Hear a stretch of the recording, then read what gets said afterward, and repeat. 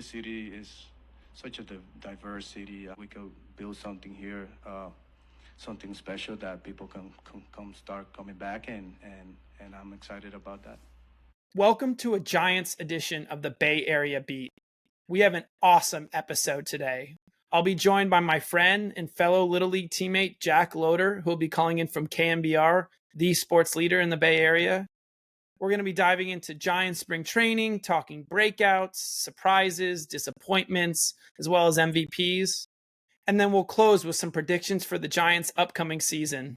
It should be a good one, so let's get into it. I know you've been covering them and probably been way more in tune than I have. I've watched as many spring training games as I've been able to, and as many as the Giants have been able to broadcast live. No one watches spring training games. Yeah, The well, sickos watch spring training games. You read stat lines, you see clips. you're a sicko though. Don't tell me I you're am not. a sicko, but I haven't. I've watched like 3. Okay, fair enough. But not in all its entirety. I look at interviews, I watch pressers, I look at clips, and I look at stats in spring training.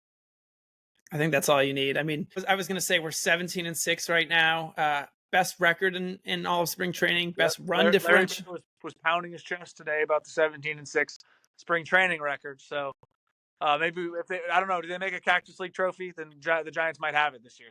If they make an NBA play-in trophy, they might as well make a Cactus League trophy. A big cactus. I went to ASU. It's the Cactus League is big down there.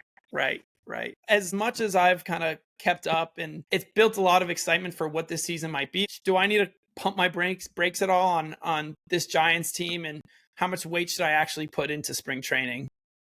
Well, you shouldn't put much weight into spring training, but I think there's a lot of reasons outside of the spring training record to just be excited about this Giants team, right? The rotation's improved. I think the back end of the bullpen has a chance to be really, really good. And I think they're going to be better at the plate. I think they're going to hit more homers. They're going to manufacture more runs, and they're going to be way more sound on defense. So that right there, how much you value the sum of those parts, I think they're going to win 86, 87 games if they do things right. With the top end being 90 and the low end being 80, right? They're going to have a winning record, I believe. And I think that's going to be because they're pretty good in one-run games. I think the Buster effect is a real thing. The vibe is good around the team. They could be under 500 in spring training, and I'd still be saying that. It's hard to overstate how little spring training wins and losses matter.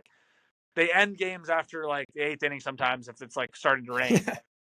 Managers will roll out like guys they just want to see get an inning in a spot they absolutely would not put them in a regular season game. Like, you have to look at individual performances way more than team results in spring training. So the spring training record I would not put a whole lot of stock into, but it just so happens to reflect a lot of excitement that I have about the Giants. All right, so speaking of individual performances, we'll go kind of rapid fire round here. MVPs of spring training so far. Landon Roop has been awesome on the mound. Hayden Birdsong's been awesome on the mound. Matt Chapman's been having a great spring. I think he's poised to be one of the better players in the National League, one of the better infielders in the National League. Kind of duck when I say that, but in terms of all-around guys, we've dealt with the Jung-Hoo Lee stuff recently. That kind of sucks, but it sounds like he's dodged a bullet physically, and he should be ready for opening day. And hey, Justin Verlander, who is in his 40s now, is throwing 96 miles an hour. And I'm really excited to watch him pitch. So I'll highlight those guys as guys who have been playing really well and that I'm excited about.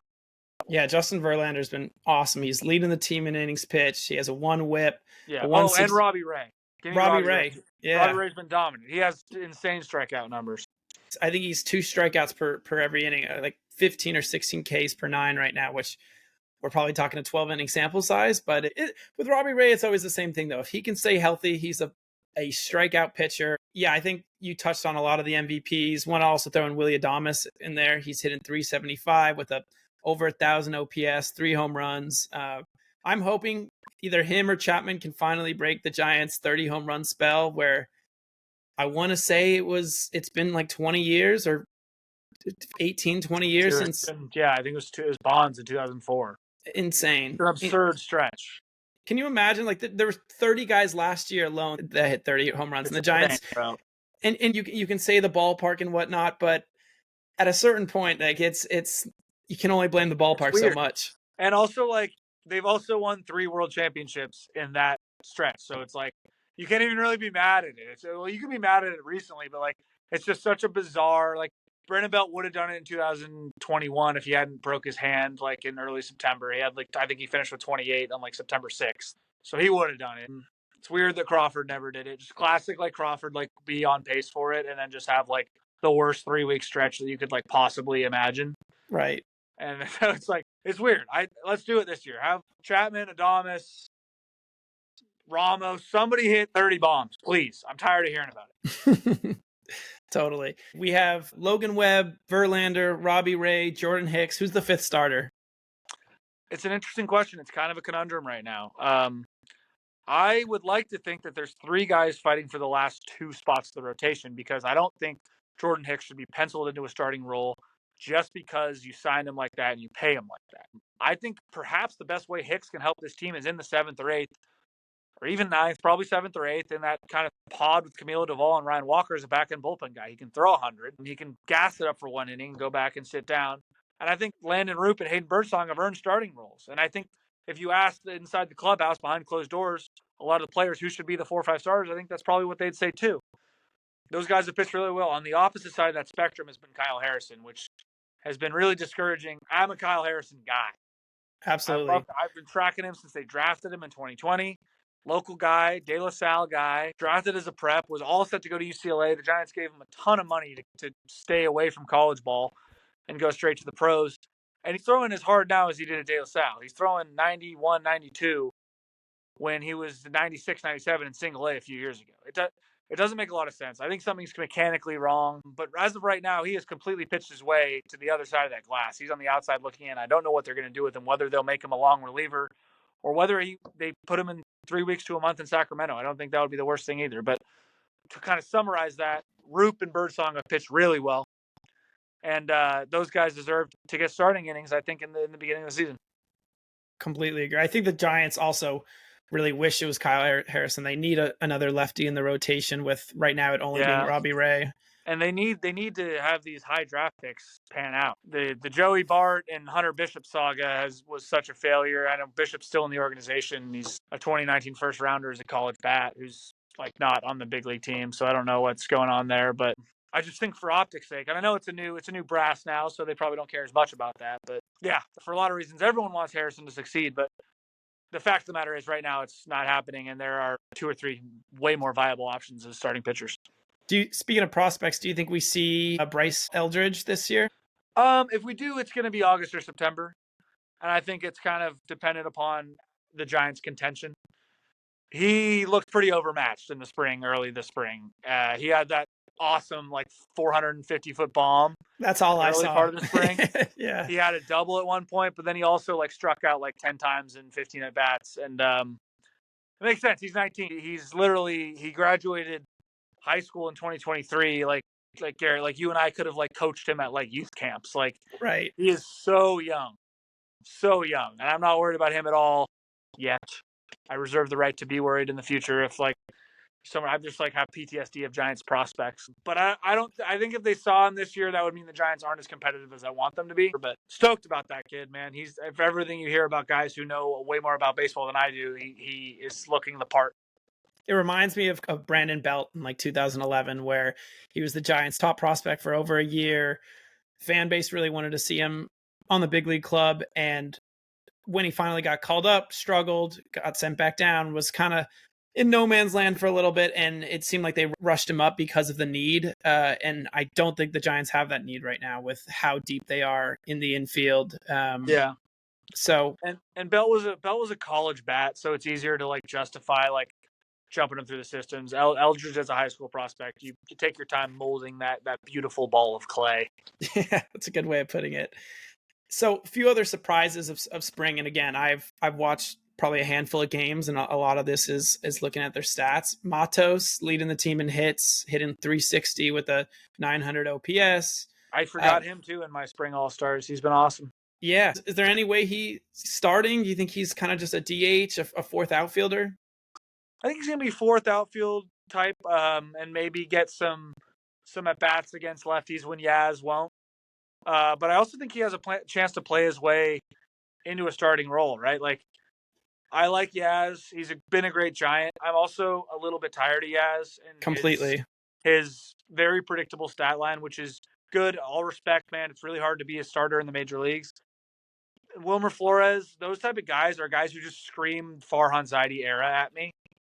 And I'm ready to say goodbye to like that type of production. And if Yaz comes out of the gate and he puts me to sleep and he puts this narrative to sleep, I should say, and is balling, even though he usually does ball in April and May, and it kind of like puts up his cachet. But I would love to see Luis Matos have like a huge sample size and have the same numbers Yaz has had, but just be a new face and like a more exciting younger guy with maybe a little more power. Someone that's not going to hit just 235. He's going to get walks. He's going to get a couple doubles. He's going to hit home runs in April and May. Play good 19, defense. 19 homers, 670 OPS. Yeah. We have to have higher standards. Completely agree. And that's a good way of putting it too, as the Farhan Zaidi role. It's guys that are great in 1 to 2 tools, maybe even 3, but there's certain holes in their game that I feel like as fans, you just are constantly, you're more aware of their issues than you are of their. Yeah. And it's bargain bin shopping. It's trying to be the Moneyball A's when you have a $1 billion stadium that charges people $22 for a crab sandwich and $17 for a beer. We're not the Moneyball A's. You have more money than that. We don't have to shop at Ross. You know, we can shop at Louis a little bit. You know, the Giants can get better players than I think they've been able to. And credit to the Giants, like they've missed just flat out not been chosen by some free agents. But Willie Adames chose us, you know. Robbie Ray chose us. Blake Snell chose us for a year and then went to the Dodgers, and I hate him. But he also was terrible the first 2 months of the season and was part of the reason we started so poorly last year and we're not able to get out of our own hole. Are you surprised that Jung-Hoo Lee's hitting in the 3 spot? A little bit. I was kind of expecting him to lead off. Completely. I think the fact that he's not leading off kind of shows us that like maybe he's not that comfortable in that role. I like the Lee Chapman one too. I thought that was really attractive, but I also don't hate the Wade Chapman Lee Ramos 1, 2, 3, 4. I think that's pretty good. Is there anyone you're most excited for coming into the season? I know we've hit on a lot of names. Yeah, I mean Rupert Birdsong, I would say I'm very excited for. Patrick Bailey is apparently in like tremendous shape and kind of has built his body to last a full 162 after he fell off a cliff in the late summer and into September last year. I think Buster Posey being around is good for him. I'm really excited to see Willie Adames. I'm super, super stoked to see Willie Adames. And I'm also excited to see Fitzgerald and Ramos and see if they can build on the awesome rookie seasons they had. They have an awesome infield with Adames and Chapman on the left side, and you're going to have Fitzgerald playing second base. Is it going to mostly be Wade at first, or is it going to kind of be a combination of him, Wilmer, platooning? I guess so. Yeah, Wade and Wilmer platoon, which just makes me want to go to sleep. Not that I don't like Lamont Wade. He's in the Yaz category of like he's been a good Giant. Like I respect him. He's had some awesome moments. I think we can do a little better. And Wade has some health issues. He's a good player. A lot of people are higher on Lamont Wade than I am. So I should say I'm kind of being a hater, but I was like looking for a Pete Alonso type move. And but I'm really tired of Wilmer. I'll say that just without any caveat. I think we all are. I think Wilmer should retire. He's got a good career, man. Like, are you enjoying like hobbling out to first base and like hitting 240? I don't know. What do you think's the bull case for the Giants? I think we would both admit that the Dodgers are probably 20 games better, as shitty as it is to admit. 20 is crazy. And I mean, they're 105 over/under win total right now. They dominated those two games in Tokyo. 2-0. They're on their way. It's probably up to 106 live. Yeah, and they have like 7 guys who would be top end in the rotation guys that are just going to be. I hate them so much, man. It's a terrible time to be someone who loves baseball and is so into baseball and also hates the Dodgers. Completely. They dominate every headline. They're nauseating to me. I hate that I have to hate Shohei. I know. That's the worst part about all of it is like Shohei, the most exciting player probably of our lifetimes, or I would say since Barry Bonds. And we have to root against him 162 games a year. He's wearing Dodger blue. Any other team. I know. It's funny that you said this earlier. You said they're probably winning 85, 90 games. So Giants over/under win totals at 82.5 right now, just about 500, where they've been the last 3 years. Are you taking the over? I'm taking the over on that because I think they're going to be good in one-run games, and I think that is going to be huge because they're going to play a lot of one-run games. They pitch really well and they're going to defend well. I think the hitting's going to have to be timely. But if they are good in their 1-run games, winning 2/3 of those, not matching the 2021 Giants' absurd 780 1-run game record, but like I think they can win 87 games. 87-75 is a good record for this team, and I think that gets you the second wild card. You think they can be ahead of Arizona by the end of the season? Right now, Arizona and the Padres are both at 85.5-ish over under. I think Arizona's a lot better than San Diego. San Diego lost a lot of guys. Arizona only got better with Corbin Burns, with Josh Naylor. I would like to say the Giants can finish second in the division, but even if they finish third, they could be a wild card team. Finishing second would be a tall task. I agree. I think the Diamondbacks are a lot better than the Padres. Where the Giants are going to really benefit this season is the new schedule format, which is a couple years old now, where you don't play every team 6 separate series. You play every team 4 separate series now. Yep. Instead of playing the Dodgers twice, you're going to play the Royals and the Marlins. Like, instead of playing the Dodgers, Padres, and Diamondbacks, you're now playing, just for example, the Royals, Tigers, and Rays. Like, that's huge. And yes, you do lose 2 series against the Rockies, but like playing the net sum game with the NL West, it's a big advantage. And every NL West team is going to benefit from that. The Diamondbacks also don't have to play the Dodgers and Padres and us. I hope us, putting us in that category is a thing. But the new schedule, as much as I like the old format, I think you should play a ton of games against your division. I think the fact that it is how it is right now is going to benefit the Giants tremendously. You took the words out of my mouth. It is definitely going to benefit them, but as a fan, I miss the rivalries of playing a team 19 times a year and getting to know them as well as you did and spending half your season in the division. And the Dodgers come into San Francisco 3 times. Like, it feels wrong that they only come, I think, in May and then like not till August. Right. Well, I think this was great, Jack. Dude. This is a good time to call it. Really appreciate you coming all the way from the KNBR studios. We have to do this again. Dude, for sure. I had fun. Awesome, man. Well, let's talk come Warrior playoffs, and maybe we'll do a little Giants update as well. Hell yeah, man. Go Dubs and go Giants here in a couple weeks, and we can maybe talk about the Niners if they ever add a player to their roster. We can talk about them. I love it. Hey, I don't know if you heard, Kyle Juszczyk's back for more guaranteed money. So I heard. I love Juice, but I was ready for the Juice era to be over, but no Kyle Juszczyk slander on my watch. Fair enough. I love Juice. It's just Juice and a lot of special teamers, but brighter days are ahead. You don't win games in March. True. So. Let's focus on hoops and baseball right now. Right on. Talk soon, Jack. Take care, man. Awesome. See ya. Now, if you made it to the end of the episode, I want to say thank you. I know it was a long one, but I hope you enjoyed. If you don't mind subscribing and maybe even dropping a like, you'll become my new best friend. I produce these Bay Area sports podcasts twice a week, and I'm looking to grow my audience as much as I can. You can find the audio version of the podcast on Spotify or Apple Pods at the Bay Area Beat, and on YouTube at Bay Area Beat. You can also find short clips on all socials under the same name. Thanks again for listening. Catch you all next week.